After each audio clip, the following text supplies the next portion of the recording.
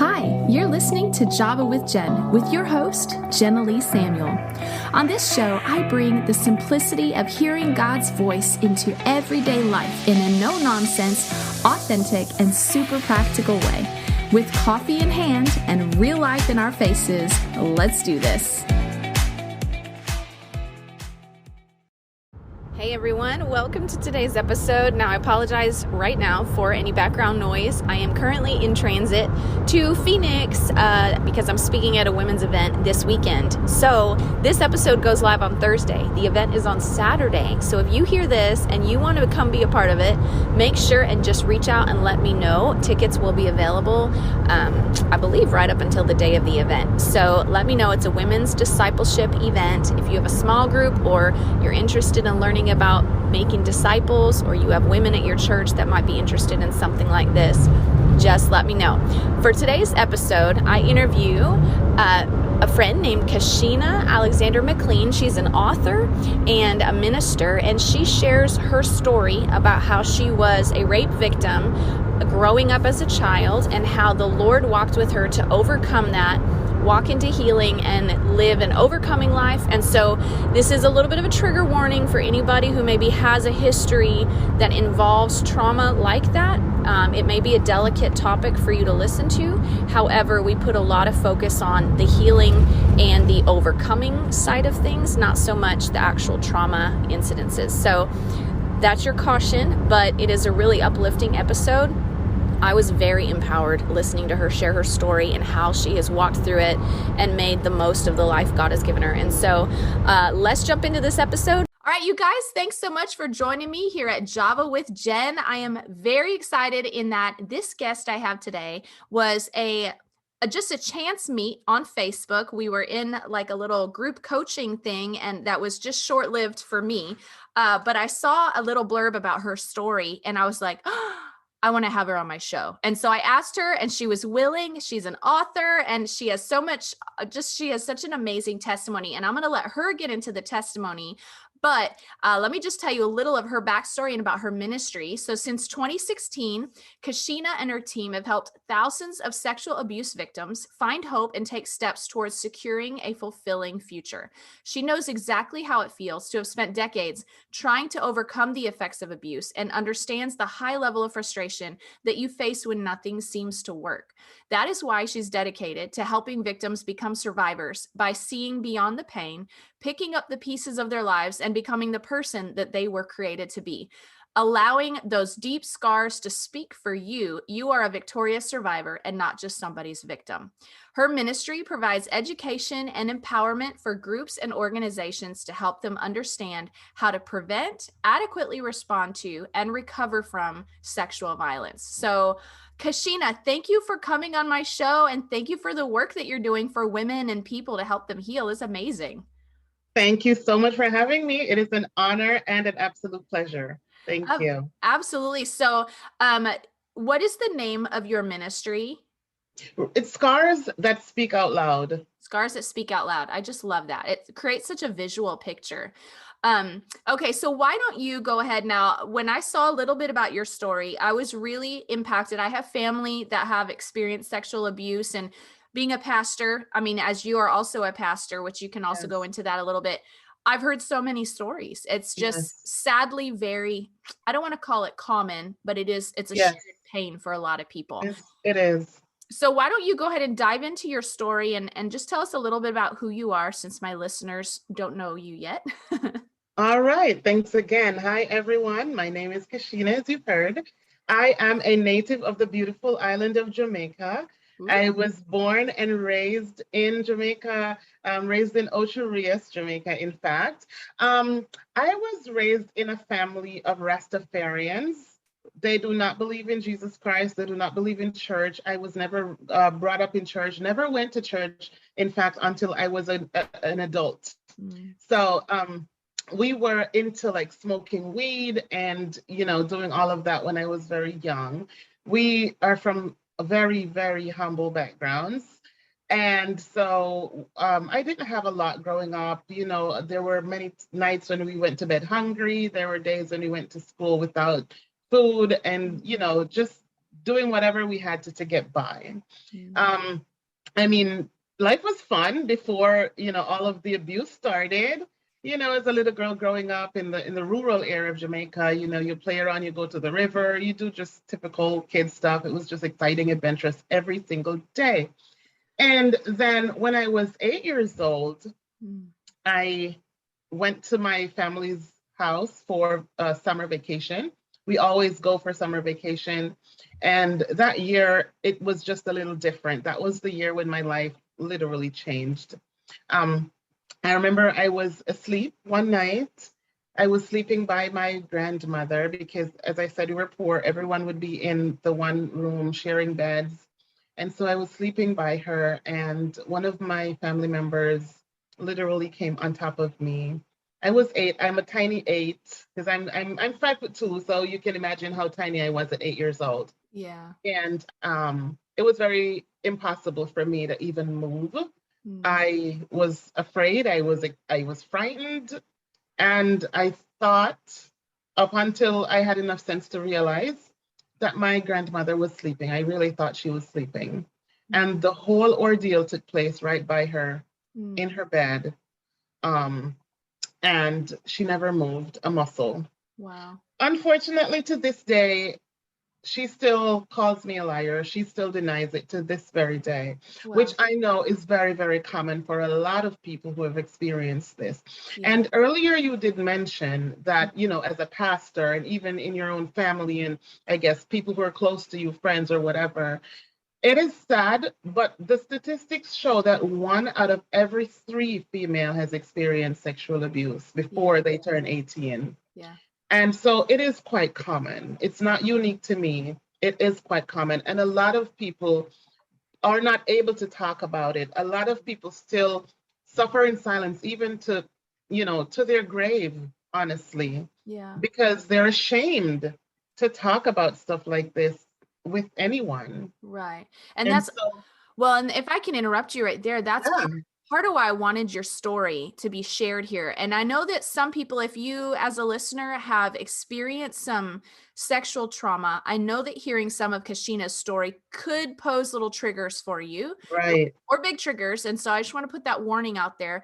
But I want to encourage you, if you're comfortable to listen to it, I think Kashina has learned how to overcome and move past the trauma, not neglect it, not ignore it, not stuff it, but move through it and move past it. And she's living a fruitful, overcoming life. And I think when we hear other people's stories of healing and overcoming, something is deposited in us that enables us to then move into our next level of healing and overcoming. And so that's why I wanted to have you on here, because 1 in 3 means that of my audience, that means 30% of my audience. And even for men, I think it's 1 in 4, so it's not much different. So 1 in 3 to 4 people that are listening to this will understand what you're talking about. And so that's really why I wanted to have you on here. So go ahead, pick up where you left off. Sorry to interrupt.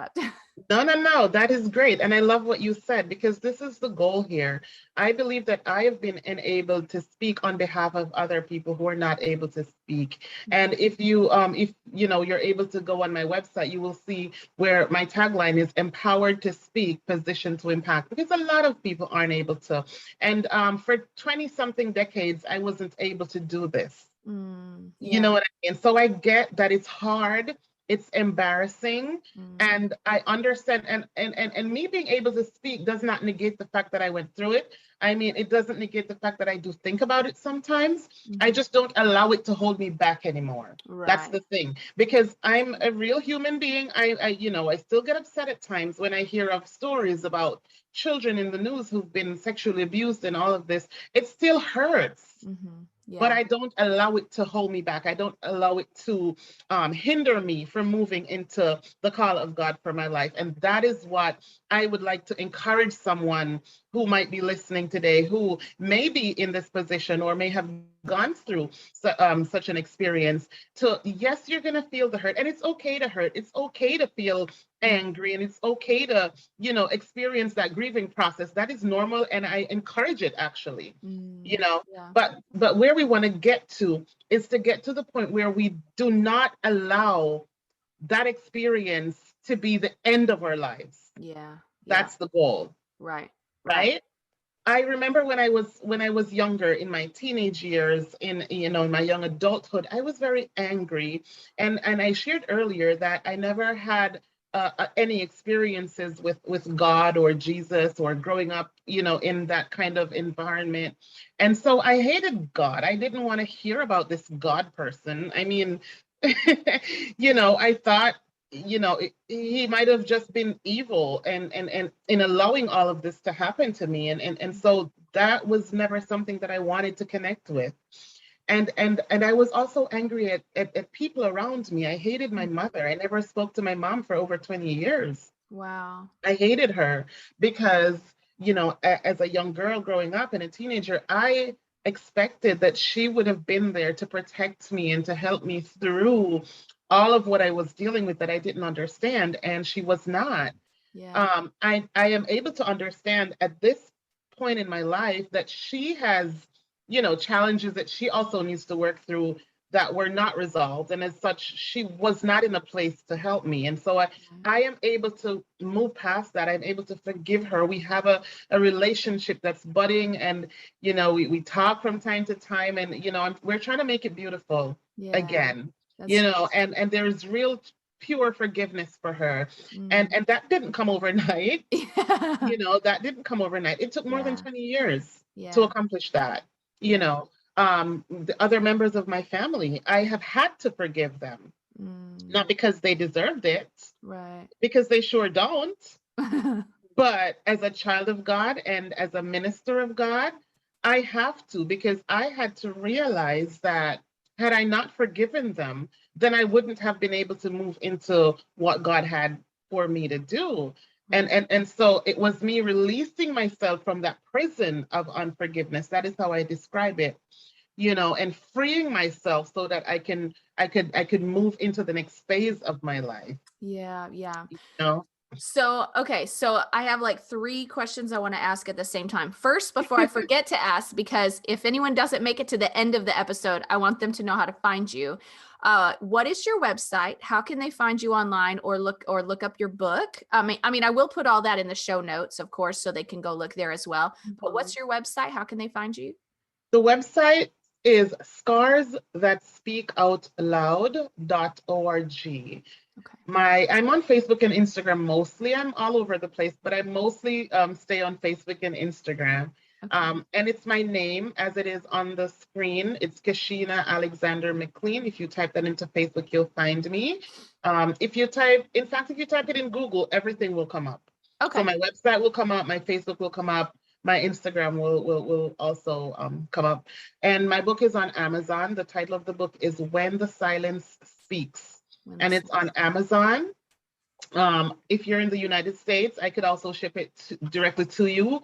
I could sign it for you, make it a little bit more personal, if that's a thing as well. If you're not within the region of the North America or wherever, you could purchase it on Amazon. It's available in hard copy as well as the soft copy. That's amazing. I love it. Okay. And so my other thought was, why don't we back up just a little bit? I know we dove right into your story, and I love your story. And I love that I did kind of mention you're a pastor.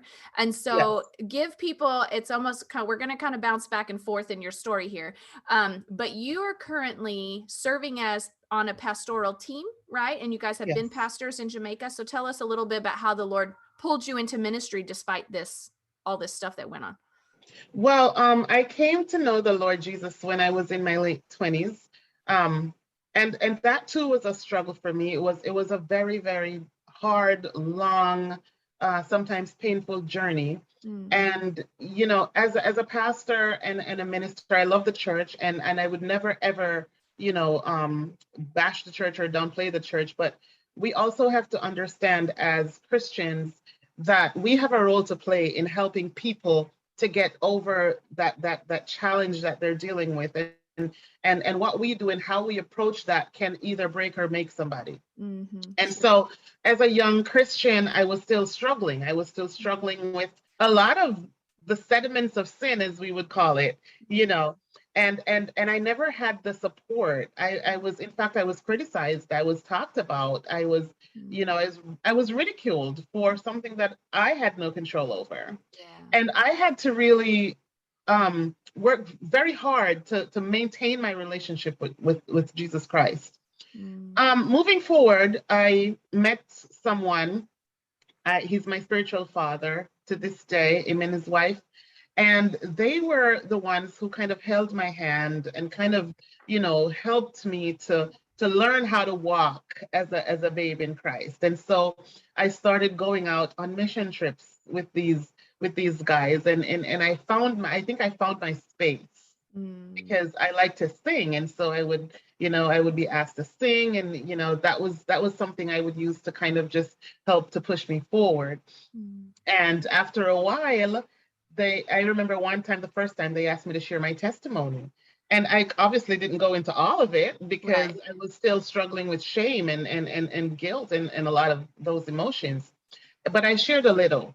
And another time I was asked to share again, and I shared a little more. And so, I don't know. I believe that God just gave me the grace to kind of, be able to open up a little bit more and a little bit more. And one of the things that also helped me too was that where I was sharing was not somewhere where I knew people. It was like complete strangers. So it was a little bit easier to talk to somebody who may never see you again about your secrets and the darkest days of your life. And so over the years, I served on the Jamaica Youth for Christ mission team for a few years, quite a few years. And so over the years, I was able to share my story there until it was easier for me to talk about.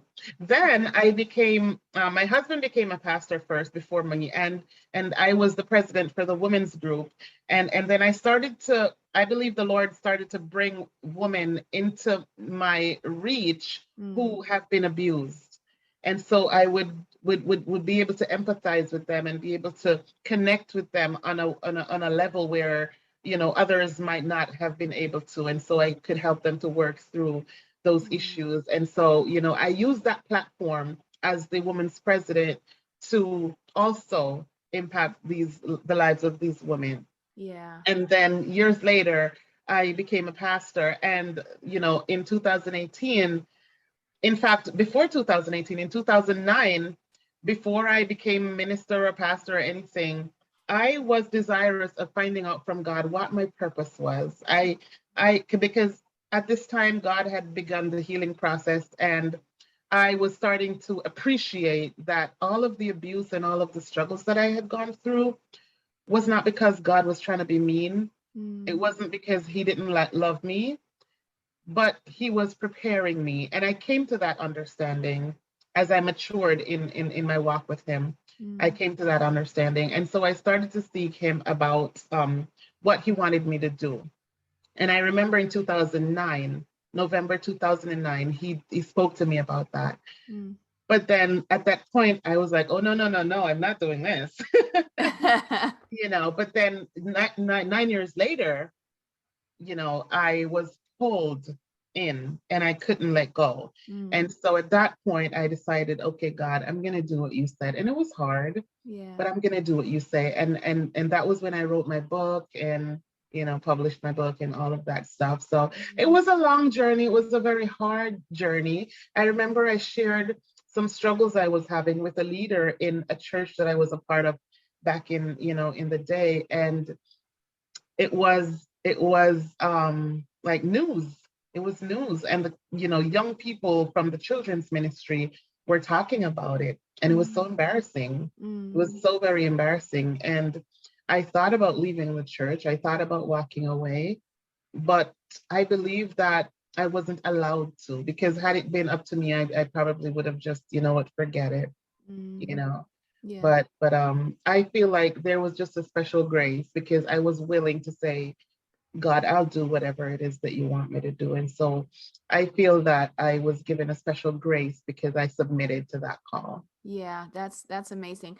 So you've mentioned something a few times that I think I want to highlight is that when we go through really trauma of any kind, but especially when it's something violating, something that which that's kind of a aggressive word, but that's what it is. It's violating, or it degrades how we feel about ourselves or how we view ourselves, or it's just degrading interaction, then shame will try to come in.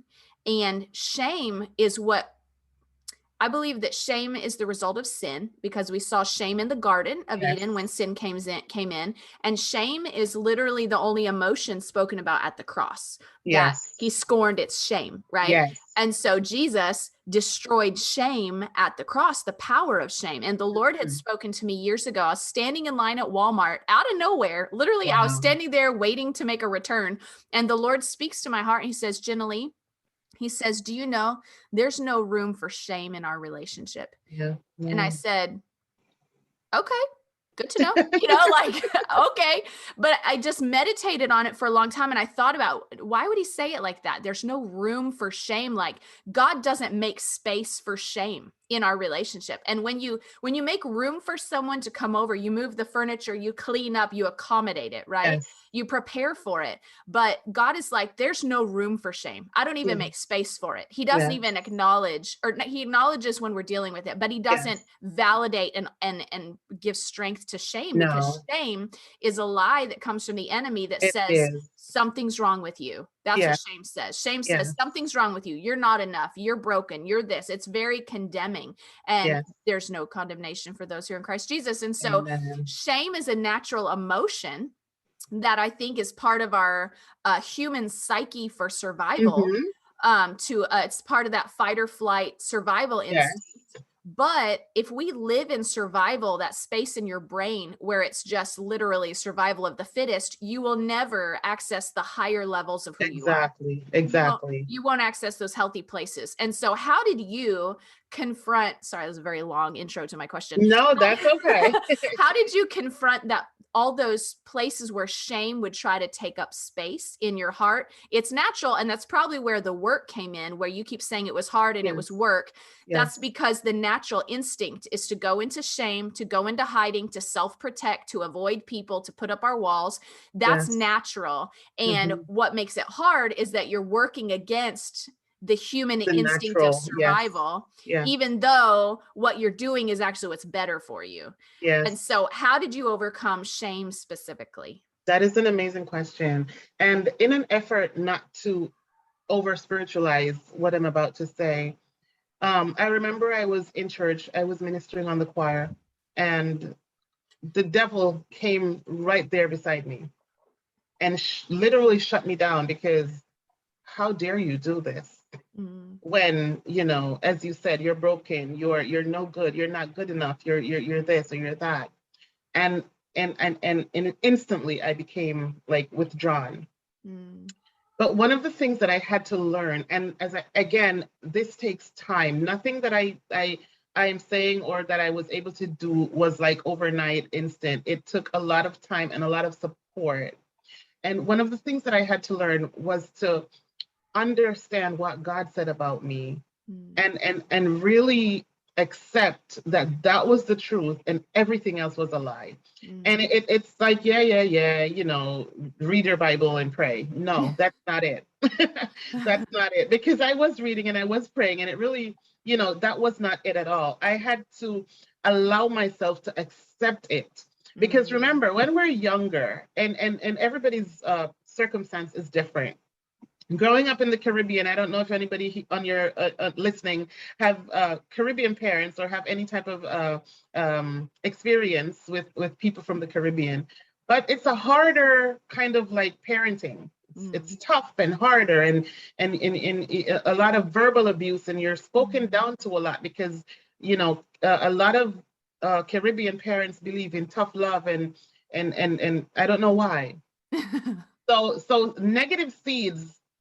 Negative words were sown and planted in our spirits before we even had sense to understand what those meant. And so, as you said, it's natural, it's normal to kind of like just accept these things.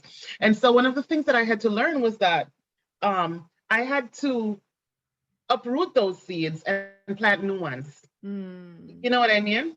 And I mentioned my spiritual father, because he was very integral in making sure that happened. He would speak over me and encouraged me to speak over myself. And even as I read the word, a lot of times I didn't understand it because, as I said, I had no Christian background.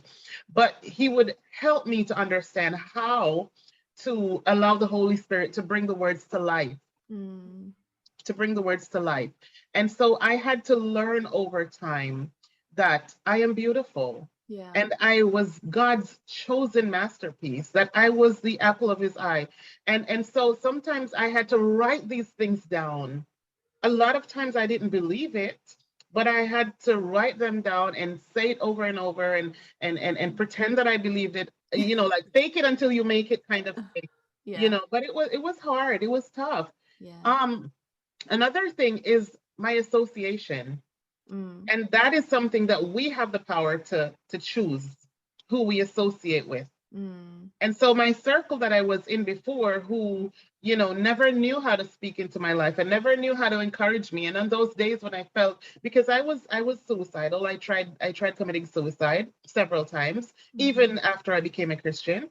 And so those people who never knew how to speak into my life when I felt like I wanted to die, or when I was, going through depression, I had to now realize that I needed another set of people who can water the seeds that I had sown. Yeah. And so making a deliberate choice to change my circle was very, very integral in me moving away from the shame and the self-blame and the guilt and the anger and all of the stuff that I was dealing with. Because now I would have people, when I'm on my knees or on my face, they would be able to hold my hand and pick me up and say, hey, let's go. Or I'm going to carry you because I realize you can't even walk on your own. Yeah. So that was very important for me in moving past that. That's so good. I can relate to that too, because times when I've had to work through shame or regret or whatever, I have found that speaking to myself and literally consciously choosing to believe what I'm saying. Yes. Not just saying it and like, okay, I'm saying it, but in your heart denying it, but intentionally almost like daring myself to believe that these words are true. And I would speak over myself. I am the righteousness of God in Christ Jesus. I am a son of God. I am the full righteousness of God. No matter what my behavior says, I am the full righteousness. And so it was like I could reset anytime I needed to, re-acknowledging that truth. But it's so important. Some people would say, well, if you're not acting like it, then you're just not the right. And I'm like, no. We are fully the righteousness of God. But our soul has to learn that. And the more that you train your mind to believe that's who you are, the more your behavior will follow. Yes, you'll catch up, right? Yeah, and that shame will begin to fall off. And so absolutely. I love that. That's so good. Okay, so what 2 principles would you give to women that are listening, abused or not, because 2/3 of the listeners may not have been. What principles would you give them that could help carry them into their most powerful, effective version of who God has called them to be? Because we all encounter situations that do steal from us, some on varying levels, and so we've all had to encounter forgiveness or feeling like life was not what we expected, or we have to work through, God, I trusted you to show up here and you didn't show up like I expected, so now I'm having to work through trusting you. So what principles would you give to women working through those things? Well, there are 2 things that come to mind. The one, I'm going to assume that most of your audience are Christians or faith-based at least. And we tend to pray about everything, you ask me a question, can you talk tomorrow on my podcast? Oh yeah, let me pray about it. We pray about just about everything, which is good, right? But I had to learn that God was not going to drop a solution in my lap. As much as I am praying and fasting and believing God for change, I had to get up and take action. I had to take deliberate action on my own. And I'm going to give you an example of that. Okay. I was in a homosexual relationship, well, several, before I came to know Jesus. And one in particular was very serious, if you want to call it that. And when I made the decision to give my life to Jesus and move away from that lifestyle, the person I was involved with was not willing to let up so easily. And so that was kind of a battle in and of itself. Sure. And one of the things that I mean, I prayed about it because I'm like, God, take away these feelings and help this person to understand where I'm at and help me to move away and blah, blah, blah, and all of that. But I had to make sure that they had no way to contact me. So I changed my phone number. Yeah. I changed my email address. I cut off every means or method of contact for that person to reach me. Did I still have the feelings? Yes, I did. But I did not have what was feeding into the feelings because I had no communication. And all contact was severed between myself and that person. And so I was praying and I was fasting and I was believing God, but I had to take action. I had to get up. I had to do something. The Bible tells us that faith without works is dead. And God could have worked a miracle and just done something, different or whatever, but we also had to demonstrate our willingness to do whatever it takes to make the sacrifice, to step out on a limb, to take that leap and do what is necessary to get us into the place where God wanted us to be. Yeah. The second thing, it's a little similar, but I also had to learn that I had to stop blaming the world for my life. I spent a lot of years blaming everyone, having a pity party every day. And I mean, they did me wrong. They're guilty. You know what I mean? They deserve to pay for what they did. And I deserve to be angry and upset about it. But what I did with my life from this day onward was my choice. How I decided to live was my choice. How I decided to make whatever happened impact my life from this day moving forward was my choice. I had to decide that I was not going to make this the end of my life. I had to decide that there was more to me, that there was more in me, and that I had so much more to offer. And I was a person of substance and value. Yeah. And it wasn't easy, again, and I'm emphasizing that so much because I don't want it to seem as if it's something that, you're going to just, snap a finger and it's going to be fixed. It's not. Right. But we have to be deliberate. And so that is one of the very important things that I want to leave with the audience today, that it's okay to be angry at whomever hurt you. But at the end of the day, what you decide to do with your life from this day moving forward is a choice that you will have to make. And it's a hard truth. And a lot of people, don't really want to hear it, but it is the fact. Yeah. And so those are maybe two of the main things that I would want to leave, for the audience to chew on and to think over, as they even navigate their own life and their own situations that they're dealing with.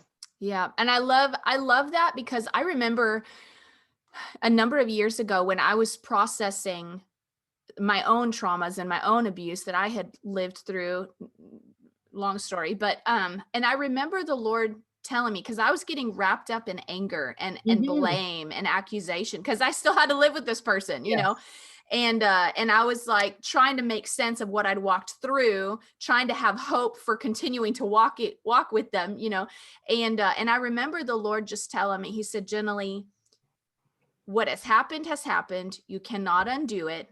But what you have is today, and what you may have is tomorrow. So you have to work with what is now and decide who you're going to be." And I was like, okay. And at the same time, while it sounds like, oh, that's such a hard truth, at the same time, it's a very empowering truth. It is. Because it's like, you have the ability to create your life at any moment. You should choose to step into it and start to create it, Absolutely. And so, and now as an adult, as adults, of course, we can't control everything that happens to us, but we have learned and gained a lot of wisdom, and that wisdom allows us to avoid certain things, that we could maybe avoid. But what you do with today, and what you decide to become, and what you decide to believe about yourself, and if you decide to think you have value and are worth investing into, or whether you decide to think you're not, whatever lie or truth you associate with becomes your reality, and that's the life you're creating for yourself. Absolutely. And so I love that, because both of those principles you pulled out, to me, reflect how much healing has happened in you and the hard work you've put in, because those are principles of someone who's empowered and who has done the work of changing their life, because Yes. you're not going to hear a victim say those things. That is so true. There are two passages of scripture that I call them my mantra, honestly. And I've read them over and over for years and years and years, but they became real to me a few years ago. And the one is Romans 8:28. Don't you know that all things work together for the good of those who love God and are called according to his purpose? All things. It includes that night when my life changed. Yeah. It includes the 8 years that I endured sexual abuse, over 2,000 episodes of rape. Wow. All things. It works together, because had I not experienced that, how would I be able to hold somebody's hand and say, listen, I understand what you're going through, and I can help you through this because I've walked this road. The second one is Jeremiah 1 verse 5. He says, before you were formed in your mother's belly, I knew you, and I called you out and separated you and assigned you to be a prophet to this nation. And why that is so important to me is because I could think about, why did it happen to me? And nobody loves me, and this and that and everything else. But he's reminding me, God is reminding me, that before you were even formed in your mother's belly, I knew you. And when that happened, I was the one that protected you, so that you never got pregnant for your family. I was the one that protected you, that you never ended up contracting a sexually transmitted disease. I was the one that protected you, that when you tried killing yourself those 3 times, you weren't successful. It's because I knew you before you were formed in your mother's belly. I was the one who, when you were going through depression, that you never died from it or ended up in a mental institution. And so I had to realize these truths and apply them to my life and live them every day and celebrate them and know that God knew me. Isn't that an amazing, amazing, wonderful thing to know and to be reminded that he knew me? This insignificant, poor girl from the Caribbean who never had anything growing up, but now I am empowered to help somebody else who's going through a similar situation that I've gone through. That is a beautiful, amazing truth. That is amazing. Okay, so that brings me to one last question I meant to ask earlier, especially Romans 8:28. I get frustrated when people spiritualize the trauma we go through. Yes. God allowed you to go through this so you can help others, which, will we help others with that pain? Yes. Wow. Can God make good out of it? Yes.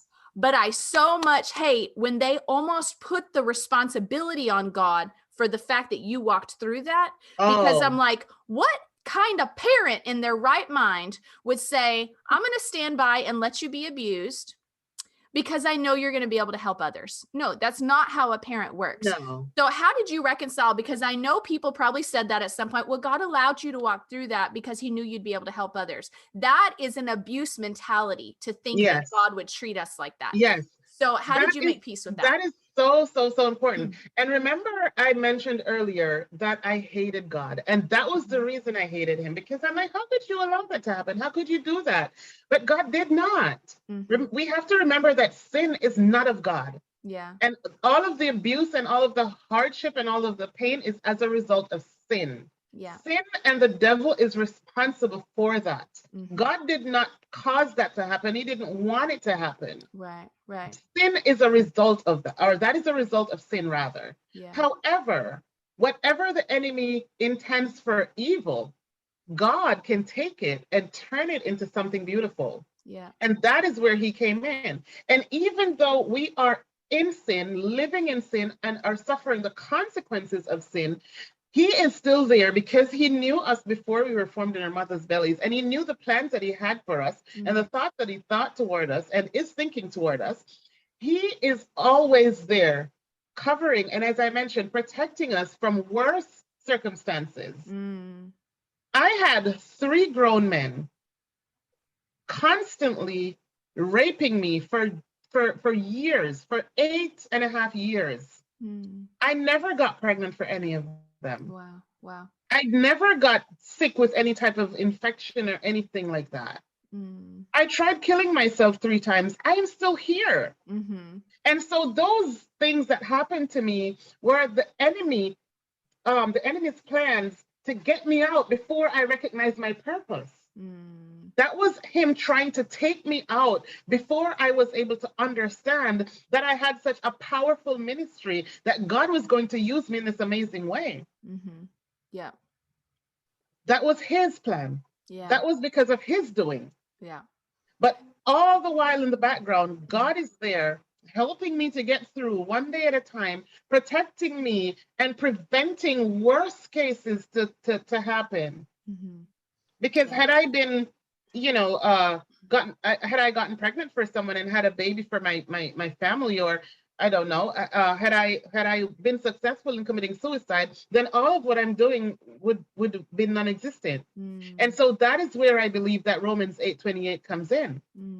Because the enemy tried to kill me. He tried to get me out. He tried to destroy me. His job is to steal, to kill, and to destroy. Yeah. But then God is saying, you know what? I'm going to take all of that mess. I'm going to take all of that hurt, and I'm going to put it back on the potter's wheel, and I'm going to make a beautiful vessel out of it. And when people look at it, they're not going to see the scar. They're not going to see the hurt. They're not going to see the pain.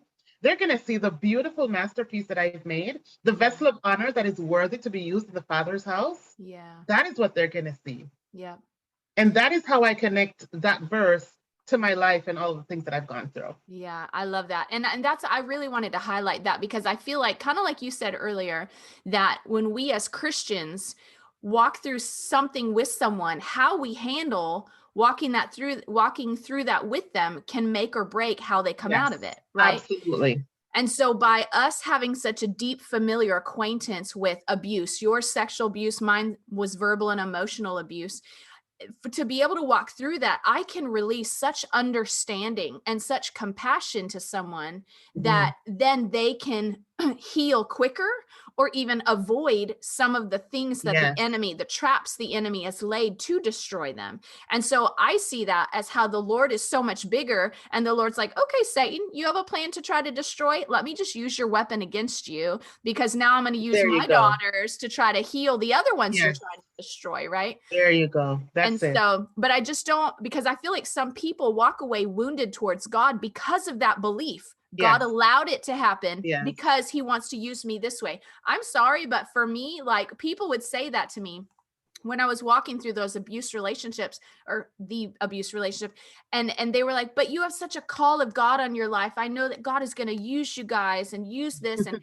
I was like, I don't freaking care about the people I'm going to minister to. I'm trying to survive right now. What you're dealing with, right? Exactly. Yeah. And so I just didn't, because that was what wounded me with the Lord, was believing, God, why did you make this happen? And now in looking back, he didn't make it happen. He didn't trick me into a situation. No. That was just the reality of that person's life. And me having relationship with that person meant I was going to brush up against their sin. You know, they were in the family. I was going to be affected by it. And we're affected by people's brokenness. I mean, I have probably wounded other people with my brokenness that I didn't want to, you know, that's just part of the human experience. And so I just want to call that out, because any of my listeners that have felt like God was responsible for their pain, I want to break that. And what you said, God doesn't bring sin. God doesn't meddle with sin. He doesn't do sin. You know, that is the enemy's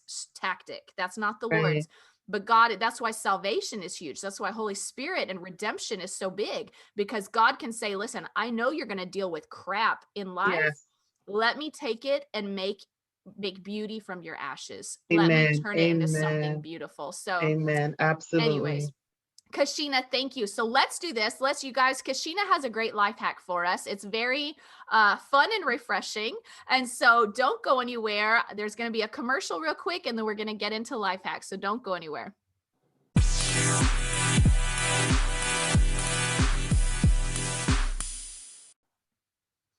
Okay, Kashina, share with us what this life hack is. I just loved it when you shared it, because it's like, yes. So go ahead and share it. And the simple truth about my life hack is that I like to get my nails done. So As much as I'm busy, I'm a pastor, I'm a mom, I'm a wife, I'm a nurse by profession, and all of those things.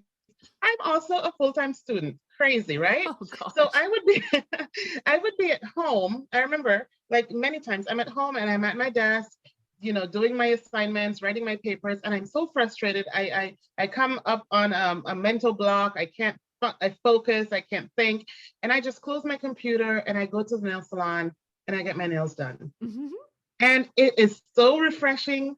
I don't know. It's weird, but it is. It's Uh-huh. so refreshing. And I feel so fancy. And you can see it's Mm-hmm. nice and beautiful. So I've got some pretty. sparkly on this one and I love some it. nude on the others. And I experiment. I like to change my colors and change my designs and all that. And it makes Uh-huh. me feel pretty. It makes me Yeah. feel good about myself. Yes. And as I mentioned earlier, sometimes it's hard as a mom and as a wife and as a homemaker and everything else and all the other hats that we have to wear. And by the time you're done with your day, it's 11 o'clock at night, you're exhausted. All you want to do is plop down in bed and just go to sleep and just do it again tomorrow. And Uh-huh. I've had moments in my life where I felt guilty when I felt like I want to get away from my family for a few hours. I wanted to do it because I felt I needed it, but I would feel guilty because they needed me.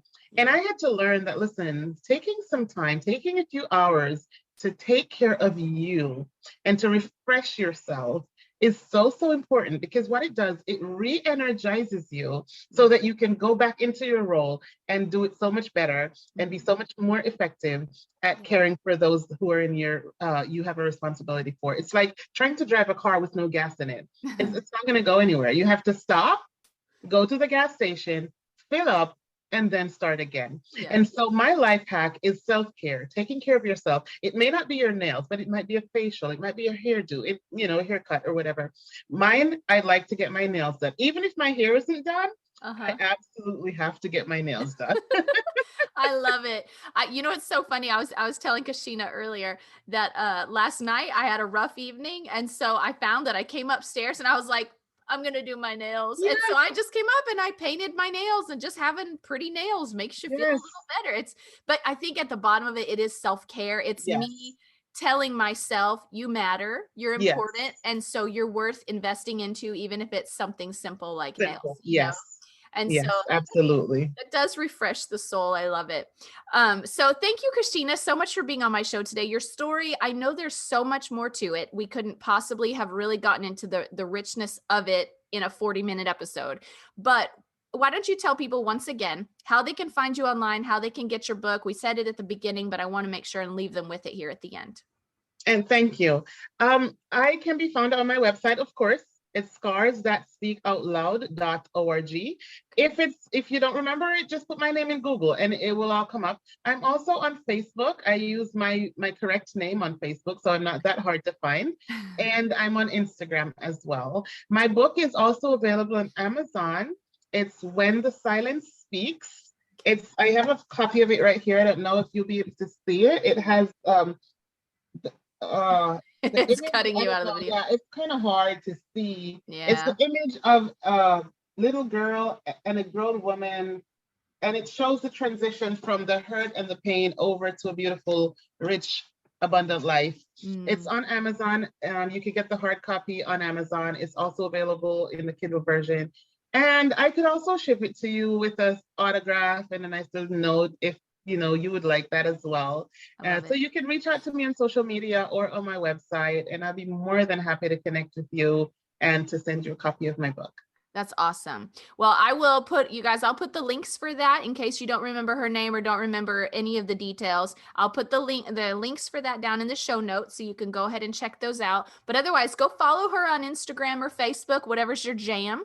Go check out her book on Amazon. It just may be one of those stories that really energizes you. You can learn from the challenges that she walked through and the wisdom that she came away with, because as you guys can hear in her voice, she's an overcomer. And so her overcoming voice will resonate in your heart and make you even more overcoming in your own life. So Kashina, thank you for coming. I appreciate it, especially juggling all the things that you juggle. I appreciate you taking the time to be with me and my listeners today. It was my absolute pleasure. Thank you so much for inviting me. I actually had fun here today. Oh, good. I'm so glad. Me too. Beautiful. Thank you. Me too. Well, you guys, listen, thanks for joining me for today's episode. If you haven't checked out the merch store, go check out Java with Jen merch. Get you a cute coffee mug or a sweatshirt or a t-shirt or whatever. And otherwise, come follow me on Instagram, because that is where I do things like giveaways and give you guys all the updates on the latest. So follow me, Java with Jen, on Instagram. And otherwise, I will see you guys next week. Bye. Thanks so much for tuning in to today's show. Listen, let's stay connected. Come follow me on Instagram at Java with Jen, where you can follow the latest and say hey. It's a really great way to stay in touch. Many of you have also asked how you can support the show. You can make donations through the Anchor app or on Patreon, or of course by sharing, rating, and reviewing on social media and iTunes as well. Your heartfelt feedback always reminds me why I do this. Also, don't miss our merch store, where you can get super cool Java with Jen swag and coffee. Find it at javawithjenmerch.com. Until next time, remember, hearing God's voice is simple, and He wants to be a part of your everyday life. See you next week.